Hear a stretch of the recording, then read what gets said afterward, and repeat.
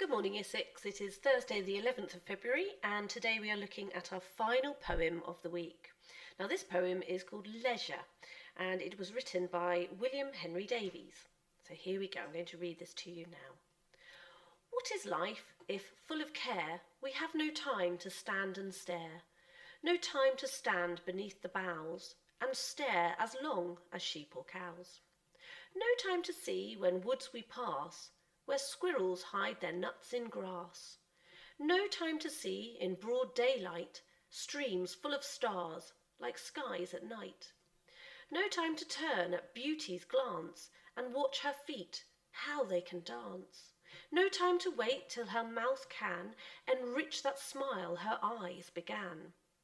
A poor life this is, full of care. We have no time to stand and stare. And I think you'll notice today that by saying stand and stare, it's not saying stare in a negative way, it's thinking of it more in a positive way, and we'll talk about that now. So what I've done is gone through every two lines, and I have done my read aloud, think aloud, by just sort of summing up every two lines, every stanza as we go.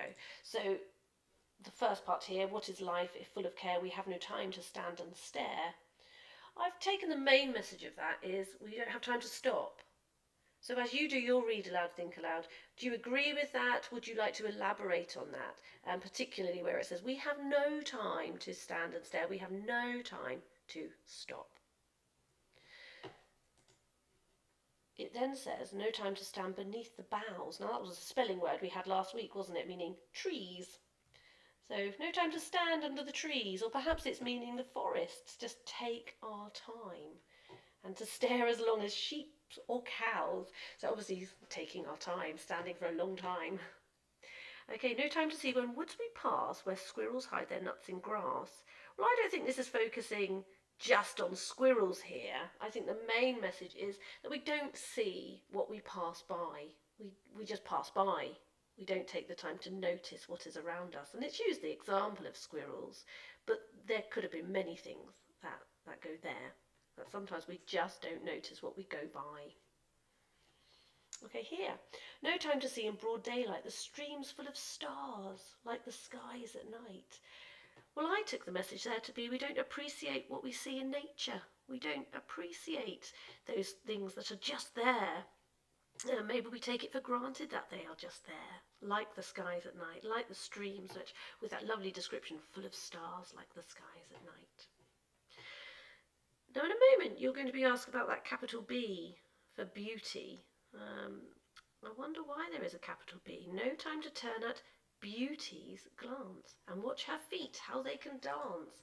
Well, I think that's saying we appreciate the beauty around us, a little bit like we talked about here. No time to wait. We don't take our time. We don't take that time to appreciate. And finally, we have no time to stand and care. And this poor life, this is full of care. But do we always see it? And I've said we stand and stare. We don't make time to appreciate. We don't stop and take it in.